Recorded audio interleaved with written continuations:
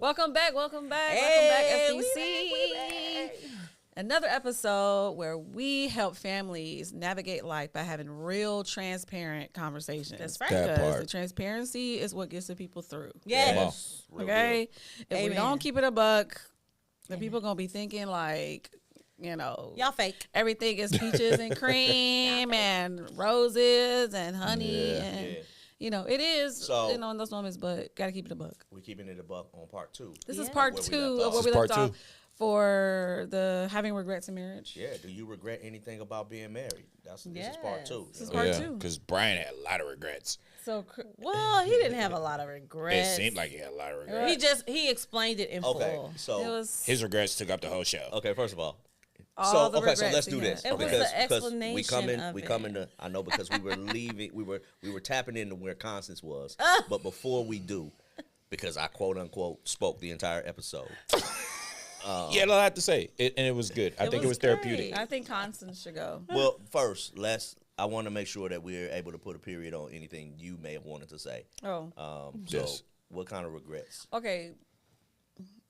For the record, I feel as though you spoke for the hour situation. Of course, it was from your perspective. Yeah. But I think because we've talked so much about that time in our lives, you know what I mean? I think you covered a lot of my perspective. I think I would probably maybe add, just from my lens and my viewpoint on our coming back together moments as well, is that I think that once we entered life, like once I feel like the party was over for us, and it was like, oh, this is life. I think all of my issues of life came to the surface of me. And I think that I was dealing with a lot of even though you were dealing with a lot of things of like, crap, this is not the person that I remember. You know what I mean? I think from my perspective, I was also dealing with, crap, I am not the person he remembers. Yeah. Wow. And that part, I think, is what really bothered me the most. It's what really, like, I think a lot of times I spent a lot of time in my head thinking that through, because I never, not for a second, not for a moment, ever thought that what you did to come to me in that, in that scenario, you know what I mean? Like, you left everything to come to me, when most, you know, I guess maybe most people would think that the woman would leave everything and come to you. Right. If that was the case. You know what I mean? So it's like, even that aspect of what you did It was pressure. was pressure in my mind for how I wasn't showing up in a certain way, because I knew, you know what I mean? So then there was so much that I was just dealing with and realizing in myself. I'm like, I'm like very insecure. When did I didn't even realize I was insecure until you came back into my life. Wow. Like, legit. So that means all the years of dating and, you know what I mean, guys and all kinds of situationships and crap really did a number on me that I didn't realize until it was time for me to be with a man that I felt that I was probably the most vulnerable with, the most seen with, the most exposed to. I felt like I had to cover Wow. myself, which was really odd, and that bothered me in my mind. Cover yourself as far as what? Like, when you say cover yourself, are you saying this is the wall that I was experiencing? this is the wall. Okay. Yeah, this is the wall that I believe that I was projecting out, or that I was. I think I was protecting myself from the wrong man. I think that's what I was protecting myself. After being a single mom. Right. Got you. And you were not the person that I was supposed to be protecting myself from. And that was messing with my psychology. My psyche was really jacked and really warped during that time. Because you're thinking for two. It was a lot. It was too much. Yeah, it was a lot. That's Wow. that's deep. That is Sheesh. that's a lot. That's heavy. Yes. Yeah, that was a lot. Ooh. So yeah, when we met y'all, when we came to that church, I love you guys even more now. We were That part. bearing.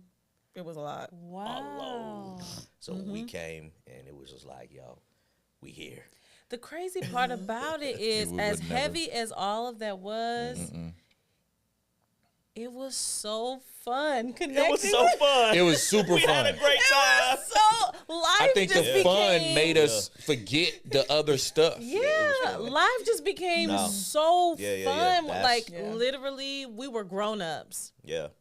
But I felt like, man, these are our high school No. besties. Life was like, fun. Right. It just, Because we went on this new adventure. I'm for saying sure. It was a new adventure. It really sure. was like this new chapter that we were and then what's interesting is even as we came to I don't think we knew we were at the end of that chapter, even stepping into a new one. But when we turned the page to the new chapter, it was like Here it we felt are. like it was a clean slate. Right. Right. And it felt like, Clean turn. well, who are we in here? Well, what's this? Yeah. All right, what's this? So I was like, we were meddling. Yes. Right. Yes. We meddled in All from that book, ministry. man. It was like a Oh, place where we wow. walked around opening cabinets and What's drawers. this? What's in here? Oh, That's what's what it was. A this? But you had discovery. access Who is to this? do it. Well, what is this? For sure. Oh, this is Yeah. ministry? Oh, That's real. oh, they really Discovery. love this. They love Jesus. Like a Right. lot. There's young people and they're on stage and they're going ham and they have good songs. And you know what I mean? Like, it was really like, It was a discovery. wow. now this is good. This is good. We like this. So coming out of where we were and coming in those doors, like it was major. Yeah. I think it for us that it makes perfect sense why we connected so well. Because me and you seems like we were simultaneously making the same decisions at the same time. Yeah. I was making a crossover from my former life and just accepting the call from what I was running from. Yeah. Still had edge. Yeah, You still for had sure. edge. For sure. But we both were making the same decision at the same time while raising kids. Yes. You had Keon, he was like 5. At that point. Yeah. Yeah. He was about yeah. 5, He yeah. was That's about it. 5 That's years the math. old. And then my boys were Yep. around the same age. I had 3 boys Yep. when we met. Wow. And it just became family. And we started walking. And we were birds of a feather. Yeah. walking. You know, like we got a lot of similarities. Yeah. As far as things we tolerate, things we don't tolerate, things we like, things we don't like. Yeah. And they just synced. Yeah. Yeah. We met at the right time in life. Right. I want to say they really did because the fact that y'all were so much We met at the alike, right time in life. I think the things that y'all are alike in, y'all were able to, like, because he'll be like, yeah, I don't fool people. You know what I'm saying? And I'm the like, same way. You know, but so Yeah. it was kind of weird. It was like, they actually fool with each other. This is good. Yeah. You know what I mean? Yeah. Right.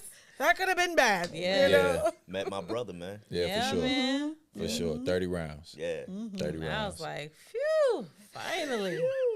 Somebody. Yeah, because I was at a position where the guys that I grew up with, I couldn't hang around if I was going to embrace where I knew I needed to go. Right. Yeah. And then So- he didn't trust nobody where he was headed. So it was just, Because they were all corny or fake. I was going to say, and he had the edge. So it was just like, they don't really get me because I might be too much for them to digest, but I'm Yeah. not. Yeah. I'm not in the same place as my homies. So we kind of was like hanging in the middle. Yeah. Yeah. We're like, It was just us two. Wow. That's crazy. I ain't getting Wow. And we barbecued through it. man. So many barbecues. Oh my God. It was So many barbecues. Party. barbecues. Man. Now, for the record, I was barbecuing way before I met you. Okay. Now, Oh, for here the we go. record, Here we Okay. go. Oh my God. for the record, Yeah. I know you were barbecuing way before you were barbecuing. Well, I'm before glad you you can No, acknowledge no, no. that. Oh, because God. I can acknowledge you were doing it wrong until you met me. I don't. But Whoa. What do you mean? What are you Del- saying? All right. Are you trying to make this a Del. baby video? I don't know if you're supposed to say we're making it a baby video. Are you trying to make it a baby video? On the show. Del sauce? I didn't just use Dale sauce on my First of all- stuff. First of all, I've evolved. No, you have. You have. Because when you link up with the proper people, when you have one, it's the covenant, and then there's accountability, and then there's some level of just teaching. Tutelage. Tutelage. You know, we get out on that grill. I said, hey, man, put the Dill sauce away. I've been using this on my knife. Put it away. What did I say? I've been using it on my knife. Put it away. Anyway. Okay, so. Constance, what were your regrets marrying Anthony Adams? No, because what he just described, no, seriously, he just described a major transition that was happening in his life, and you walked through it with him. Why is he looking like that? Why are you looking like that? I don't like that. You don't like what? I don't like your perspective of The grilling. the grilling. What you mean, man? I don't like it. No, we came together and we both contributed equally. Yeah, don't try to clean it up now. For the sake of the show, let's just move on. You poured the charcoal. I arranged it hot, cold side and put the meat on and finished it. Whoa. I don't. You know what? I'll let you have it. I'll be the bigger person. You be the bigger person. Okay, guys. Yeah, I'm not gonna do this with you. I have nothing to prove. Oh my God. No, you're great. You're a great So, cook. Constance, was there anything that you regretted about marrying me? But I want to say, because he just described this, he described a depth of who he was. Oh, for sure. Yeah. I didn't, and I'll say this. How old were y'all when all y'all the got time. married? We first? were 20 and 21. 20 and 22, because I turned 21 shortly after we got married. Yeah. I don't regret marrying Anthony at all. What I regret is the time. I regret when I got married. And so because of that one factor, there are various things within the marriage that I regret. Right. If I agree. if we had waited just until I was a bit more mature, he was a bit more mature, maybe I would give it even maybe like 5-6 more years. So had we waited, I think, things may have been a bit different. Anthony was a very angry young man. And so because of that, like you, this is someone that I've known since I was a kid who, we talked about just about anything. We spent so much time together, and like we were each other's happy place. You know what I'm saying? And so all my life I kind of knew he was going to be my husband. That's how I felt. And I loved him so much. I'm just like, once we got to the place when we were teenagers where he decided that he wanted to leave, I loved him so much. I'm like, I love you enough to let you go. So how at that age did you do that? Like, what, I have what is no that? God. I have no idea. Yeah. My dad. I don't know. That's just where my mind went, because I just had like a very intense love for him. And he broke up with me the right way. If there was ever a right way, he was a 16-year-old, and he was like, you're a good girl, and I'm not, and so I don't want to mess you up. So I'm a end this. So, and that was devastating, but I had to respect it, and I was like, you know what? I love you enough to just let you be. So, and how did you at 16 come to that place of saying, you're a good girl? How'd your mindset come to that? I respected Constance.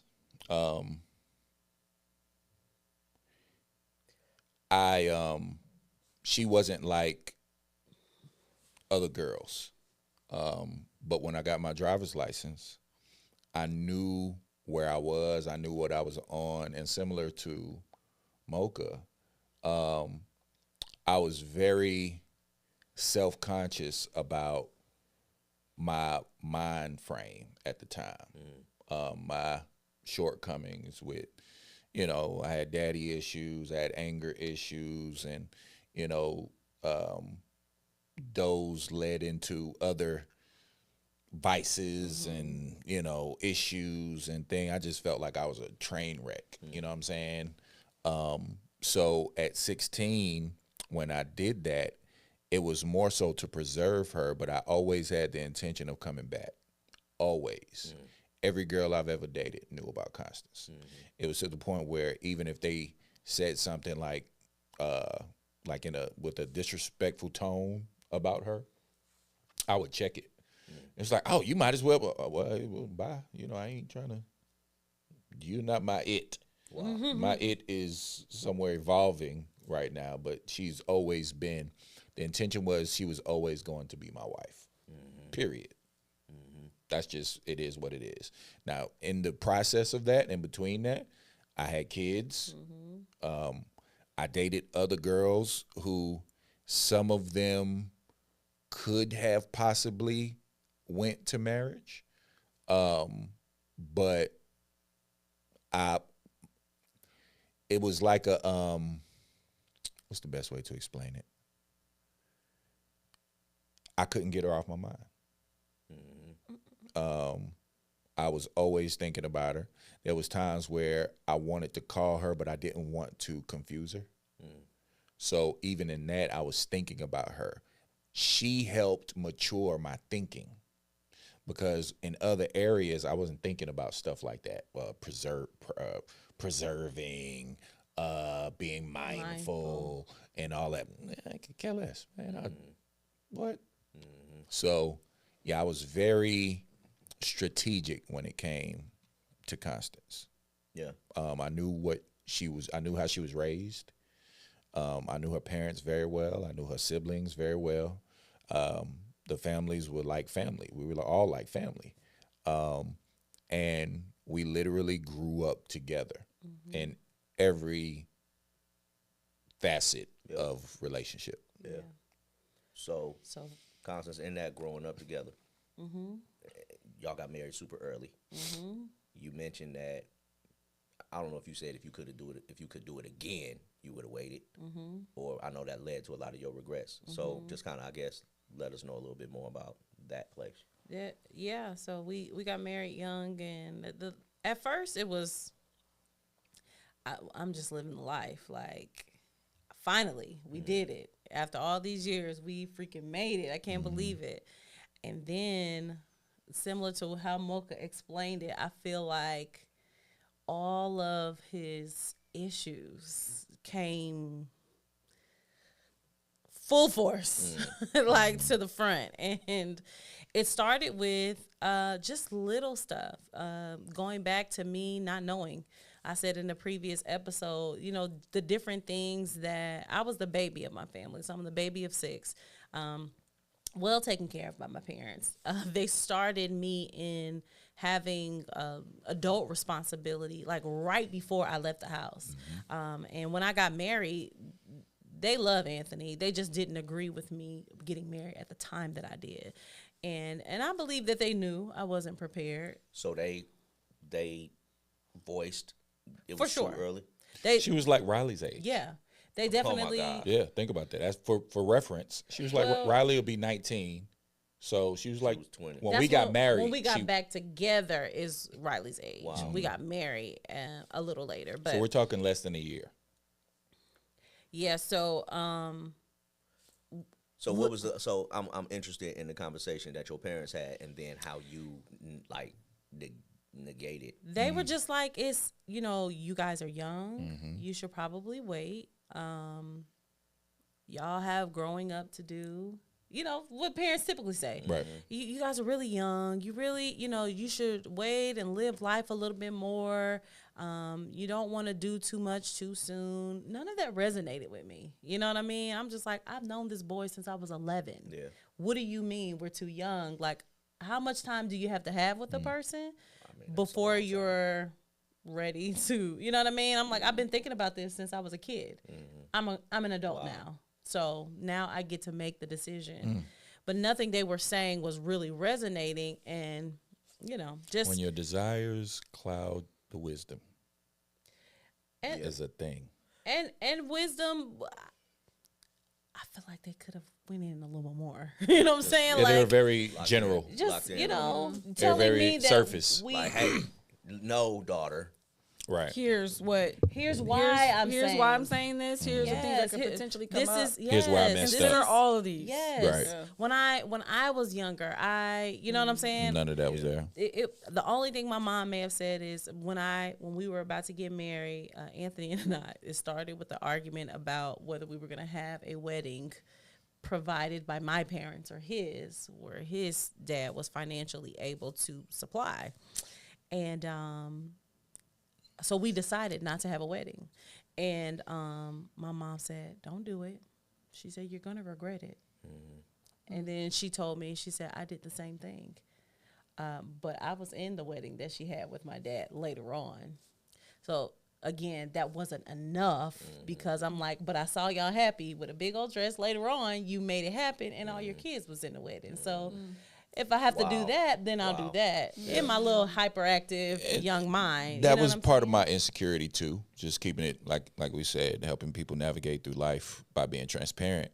I had a lot of insecurities there too. So it was like you say, my dad, and I viewed him as my dad, but there was a piece of me that was like, yeah, I don't want to abuse that because that's not my biological father. So me saying, hey, you know, just coming in with the expectation, hey, dad, you're going to do this big wedding, and then, no, I wasn't trying to do that.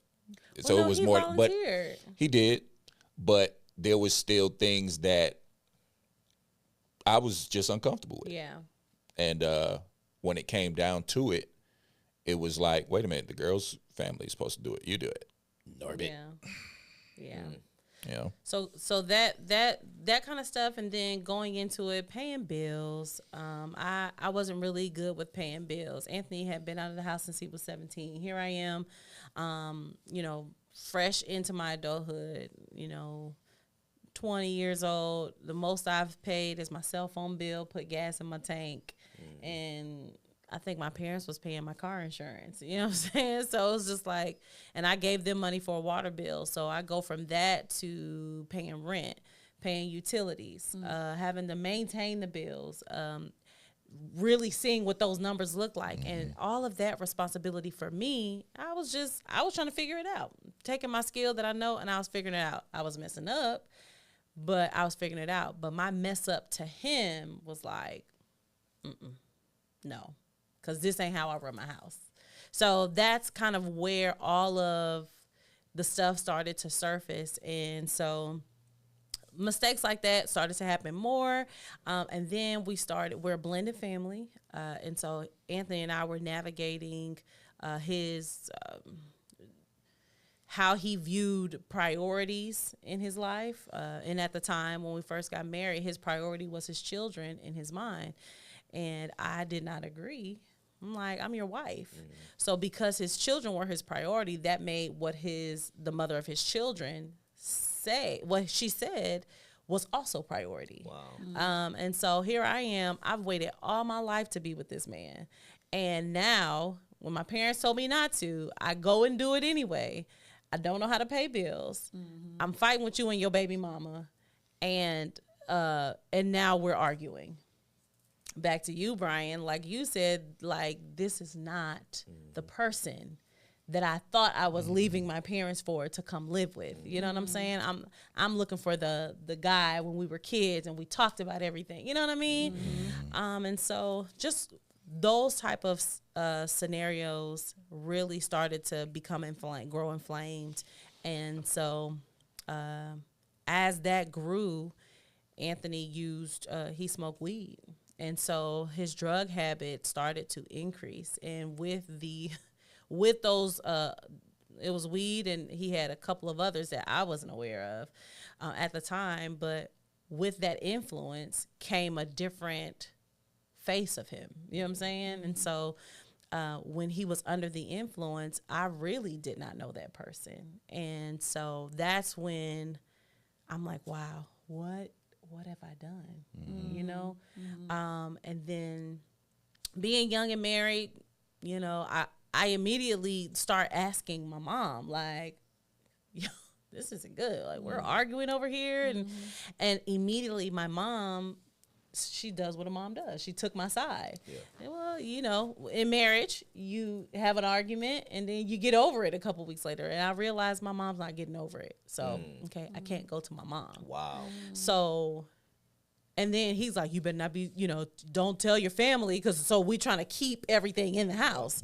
So I'm like, crap, okay, I really can't tell nobody. So I had stopped telling my mom, and I'm like battling telling my sister because he doesn't want me to take what's going on in the house out.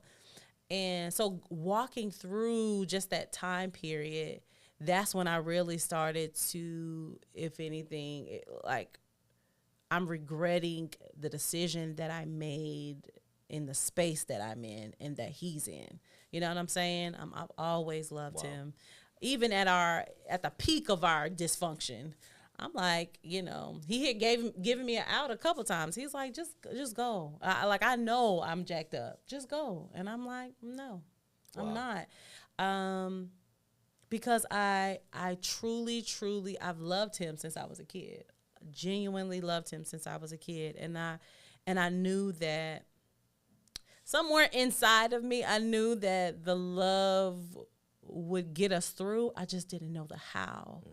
And I didn't have the connections or the relationships to be able to help me navigate how, and show me how.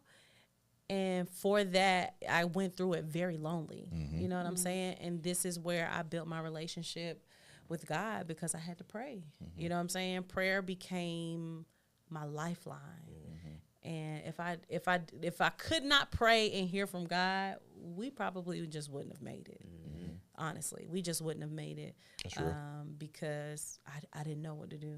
I didn't know what to do, and I'm looking at him, and when he would have these moments of anger and frustration because I wasn't really being the wife that he thought I should be, or that he expected. I was like, you're an adult. Why aren't you acting like a little kid?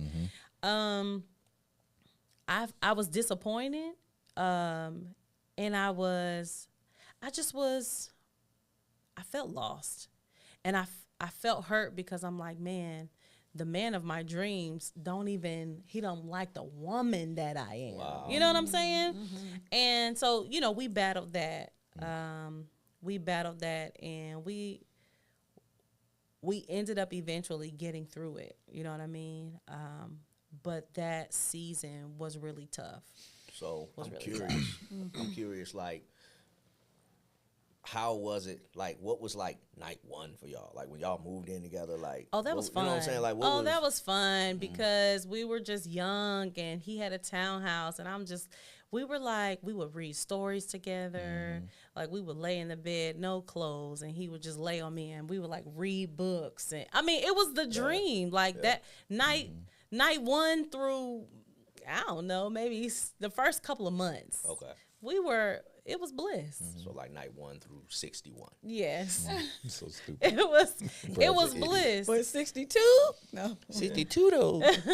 That's when it started with we had a conversation about the bills. I didn't make immediate mistakes with the bills. I was just kind of doing what he was asking me to do.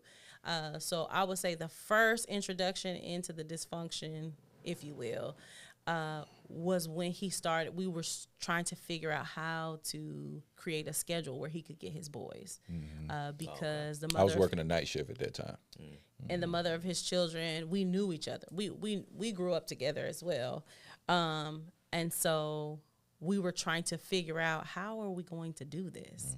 And she was upset at the time, so she wasn't really rocking with me.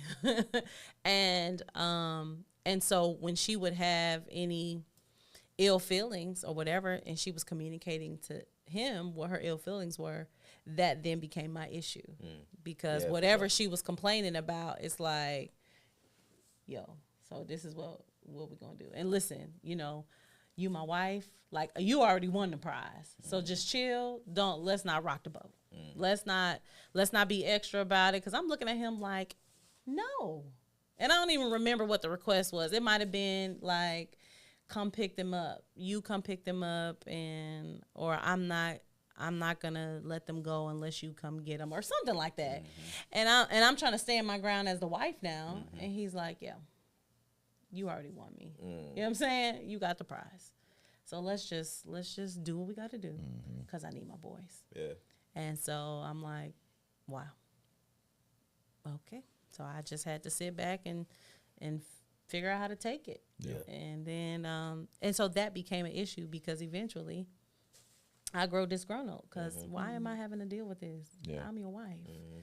And so that was the introduction and just that back and forth and him really trying to navigate because he was young too. So he's trying to navigate being a great father and looking back with him, his biological father getting locked up just days before he was born, not having his father there for precious moments, and then, getting pulled into being adopted by a father at 13. So much life was missed, and he's just thinking, I don't want to be that for my boys. Like, I've got to be something different for my boys. That's what he's thinking. Yeah. So to think about that and then how to please a wife and how to please a baby mama, it was too much, I would say. That's a lot. Too much for a young man. And so we battled through that. I think I had the idea of what I wanted to be, just didn't have the discipline or the mechanics of how to. So it would come out my mouth intelligently. It just wasn't producing. And I want to say this. I don't have any regrets concerning you. It may have come off that way because what you take as, oh, man, he's been moved out since he was 17.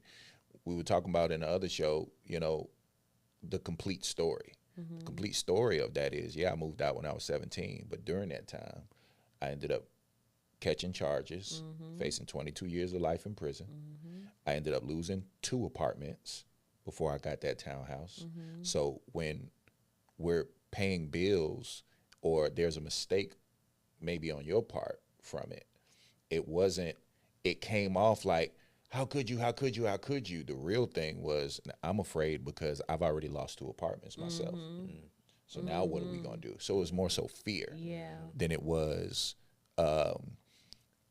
you're a bad person. No, we were young. Yeah. Whatever it was, as long as we were together, I felt like we'd be all right. But, just looking back to that time in our life now with my mindset now, main thing, soberly, it's like, man, I apologize, babe, because that was not you. It was me. It wasn't that your parents did a bad job raising you and that you didn't. I mean, shoot, when I moved into my first apartment, who taught me? Yeah. I made mistakes. I had roommates. It was like, all right, well, it just did it again. I had roommates that went, here's my part, here's your part, here's your part. Okay, well, you be the one to handle all that. I just want to give. So it was like accommodating for me. It was easy. Yeah. Because there was somebody, I always hung around people older than me. You did, but when it came to you, I think you just got brought into a situation where I was really damaged goods with the persona of a very strong man. So you saw all of the leadership qualities, and they were in fact there because the Bible talks about how the anointing is without repentance. So it's like the gifts were there, but the brokenness was meditated on more than the gifts, to the point where the gifts were non-existent. People would always say things to me trying to, man, I see this, all the potential and all this stuff, and I never saw it. Yeah. I'm like, man, I just see the issues. Yeah. So it was hard for me to even receive the adoption, because I never felt like, I'm like, it's just a matter of time before I do something stupid and it messes it up. Me and my mom had a very volatile relationship where it was constant friction. It was constant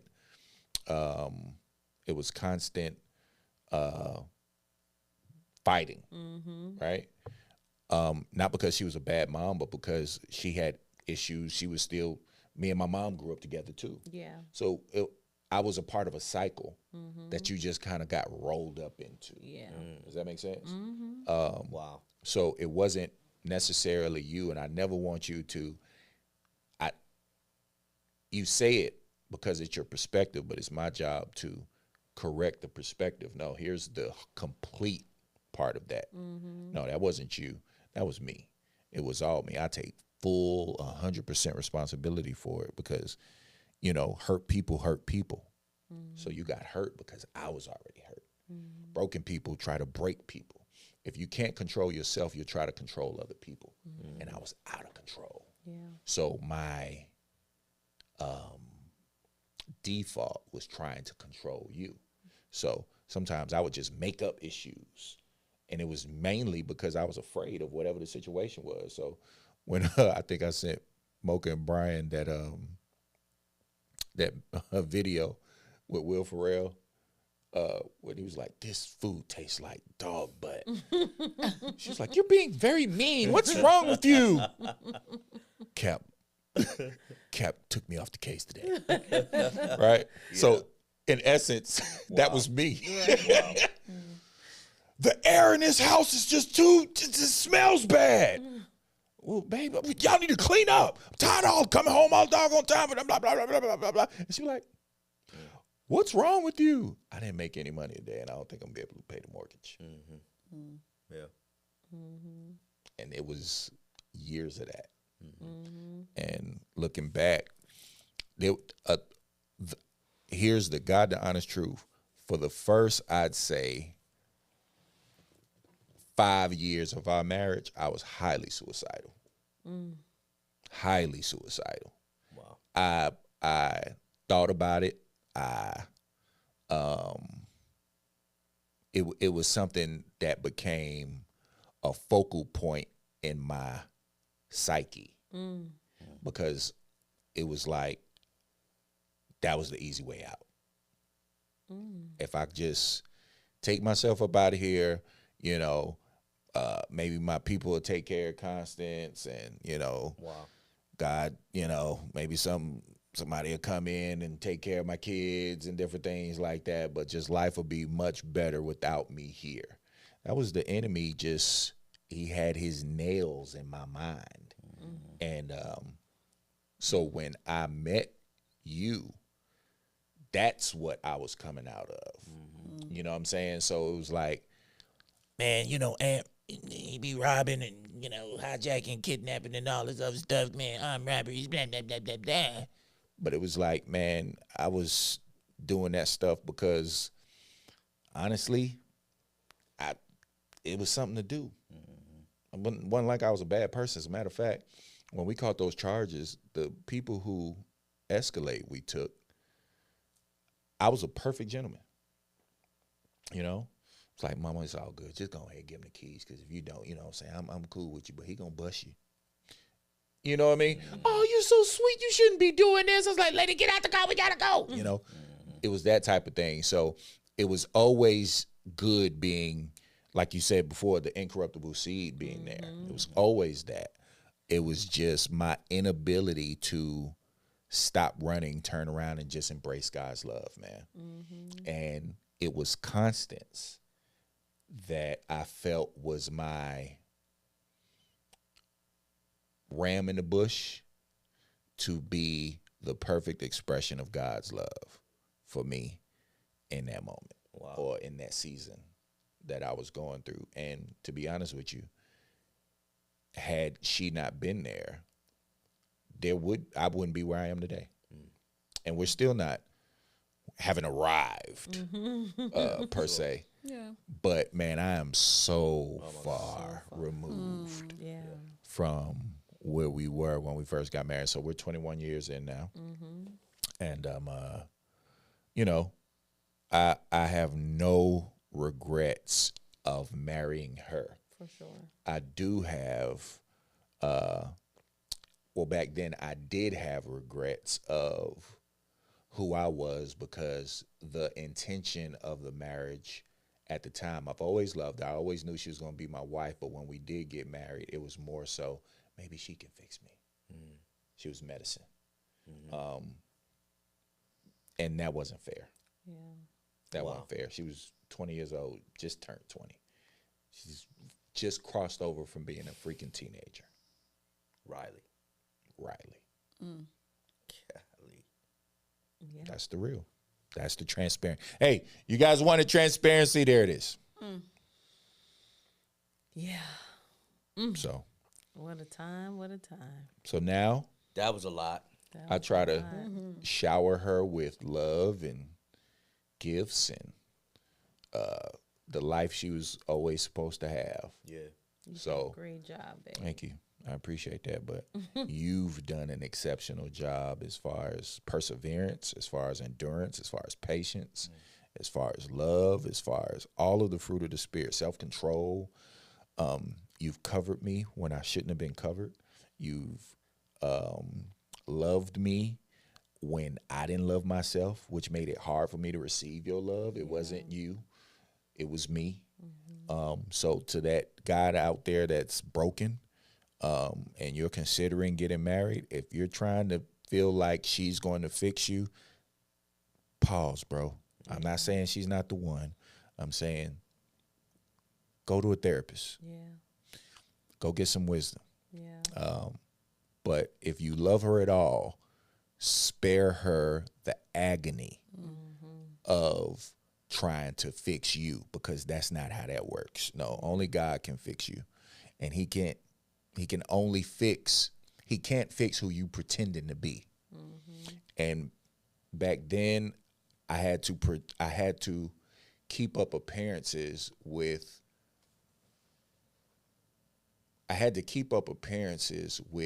my reputation.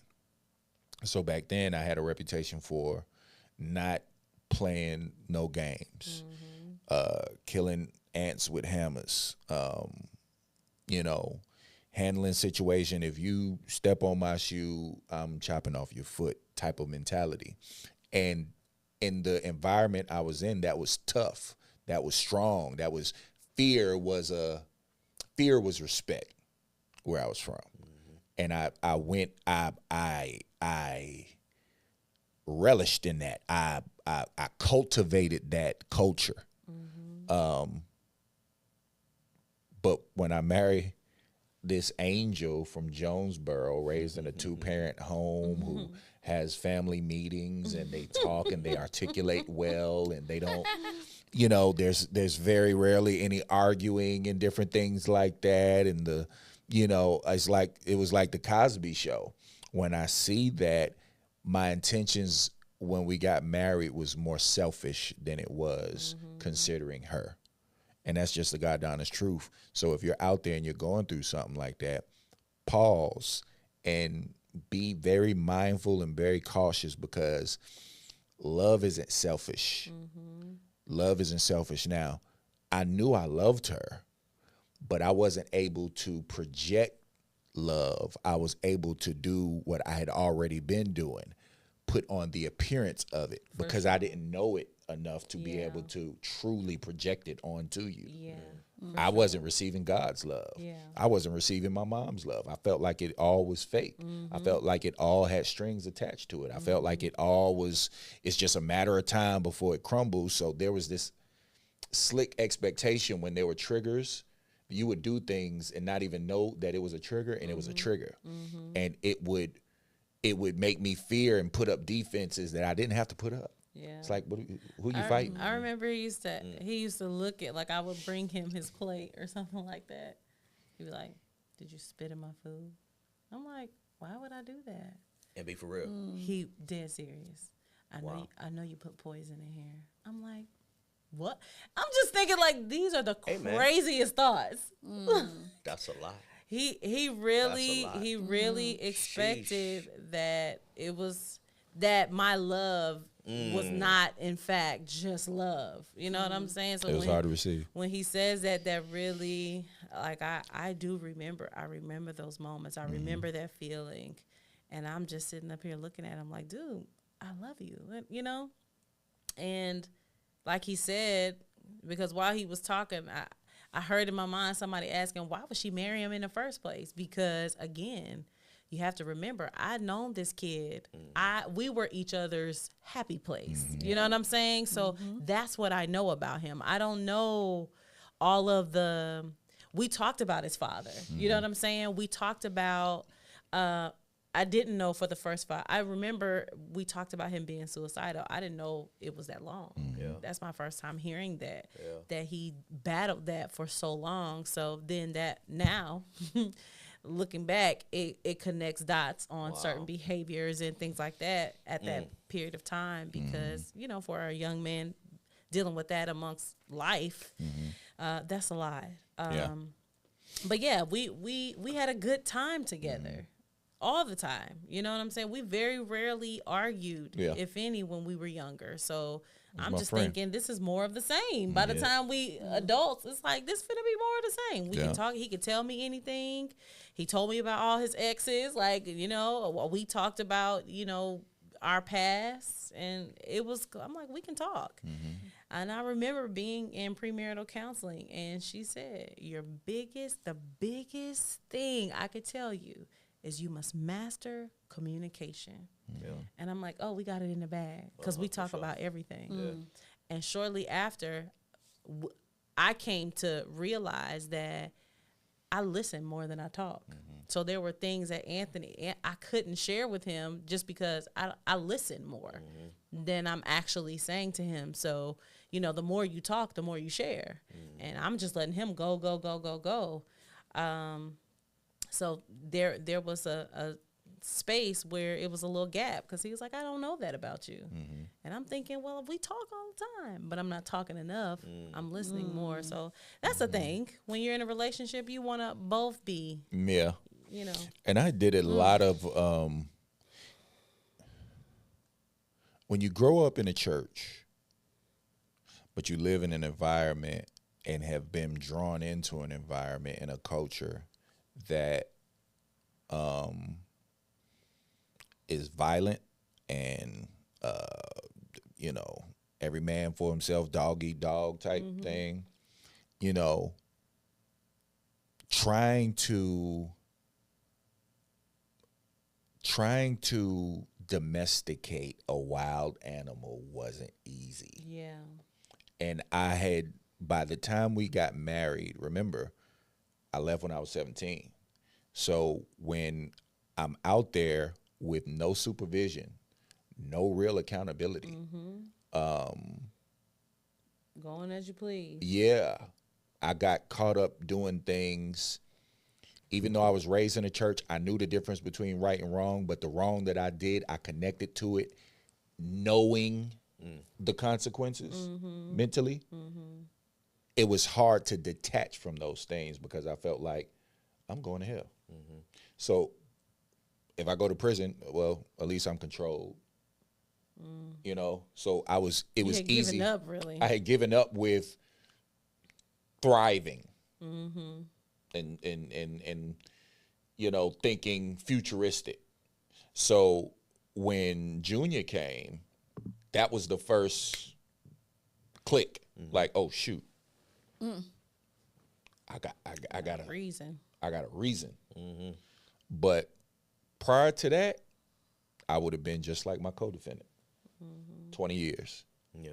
And it would have been, hey, well, the streets needed me gone because I did not care about life. I didn't care about anybody else's life. Even though I knew the importance and the value of it, I knew about God. I knew about, you know, seed time, harvest time. I knew about all of the Christianese cliches. I knew it, and was fluent in it, very fluent in it. Like it would come out like rivers of living water because I was around the greatest parts of it. Yeah. On every level as a child on, you know what I'm saying? But it was the same way in the streets. Yeah. And I gravitated towards that because I never felt like I deserved to be in the rooms I was in. Wow. Or on the planes I was flying on. Yeah. Or in the houses I got to have access to. I never felt like I Deserved it. I felt like, yeah, they made a mistake. They made a mistake. I've done too much. So Constance felt a big part of that. So, but that's it. That's our story. Sheesh. Yeah. Yep. When did it change? Let's turn Okay. that. When did it change? When did it change? Get better. So my mindset, That was heavy. Let's bring about some change. for sure. So my mindset changed once Junior came, and then Trail came, and even that it initiated. It didn't like Yeah. hard, turn. You know what I mean? It was more like I got to slow down. So I went from kicking indoors to plotting and planning with other people to do it. And that was my thing. Or it went from, okay, well, let's do Prodigal Sons. And that'll be our way of being Which right was? with God. Prodigal Sons was a rap group I was in. It started off with this dude named Vic. He did this song called Get Silly. So it started off with me and Vic. Then he got a record deal, and it turned into me and Corey. And Corey's my stepbrother. My mom got married briefly to a guy, and me and his son became brothers, like for real. And Prodigal Sons was, man, we would do rap about real life situations, talking about God, but when we left the studio, or while we was in the studio, we was high as a kite. We were still robbing folks. We were still snorting cocaine. Your gift to God, like Right. let me do some good. It's like if I do this, it was performance driven. Yeah, let me do some good. It was in the hood. works. It was like, okay, well, if I do this, God will look at me like, it's like, all right, well, yeah, you did that, but you did this too, so you could still get up in heaven. It was just a warped way of thinking. But even while we were in Prodigal Sons, man, we still snorting powder, man. We still smoking weed. We still hitting licks. And most of that stuff, even as we were married, Constance would come downstairs and there would be literally like 10, 15 pounds in the kitchen. And I'm trying to teach her how to sack up weed and do stuff. And, I opened up a candy store in my garage. And, people would come over, ask for a Twix. They really wanted a double weed. You know what I'm saying? And Constance out there serving folks. I'm like, man, I done turned this girl to a doggone drug dealer. Okay. And, and I'm like, no, you got to do it. You got to do it. It's good. You got stop being green. So I started attacking the goodness in her. That's when I knew I've gone too far. Because no matter how well I taught her, she just couldn't get it. She's never smoked a blunt. As much as I tried, man, come on, man, it's just bit, man, we'll connect on a whole nother level, shout it. No. He trying to get me to take ecstasy. Talking about, babe, it's gonna make our sex like it's gonna be on a whole. We're gonna feel each other. It's gonna be so intimate. No. I don't like being out of control. It's When you brought that up, I'm like, yeah, Yo. but she was, she wasn't going for it. I do not want to be out of control, but I think that the change in our relationship, it pivoted once he made a decision to stop the drugs. Yeah. The drugs was like the open door that had him not thinking soberly. So, And the church is what made me stop that. I started working. He started working at the church, volunteering first. I started volunteering first, but then it took me like 10 months to pass a drug test because I smoked so much weed. Every day And a the minimum follicles. of 10 blunts, not joints, Wow. whole blunts. So I'm literally going through maybe half an ounce a day, Yeah. You chain smoking. recreationally. It was ridiculous. It was like breathing, to the point where I wouldn't even get high anymore. Yeah. So, yeah.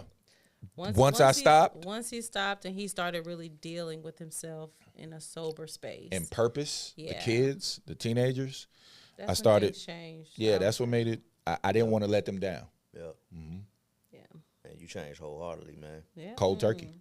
When I stopped smoking weed, I had stopped hundreds of times prior. But when I made a decision to do it for me, not for her, not for the kids, not for none of that, it was like, no, I gotta do this for me. Yeah. I see what it's doing to A me. few years after that is when y'all came. Yep. Yeah. Yeah. Wow. For sure. And that's where we met. And we became besties. And I heard that private whisper in the ear. You got 2 weeks. Yeah, man.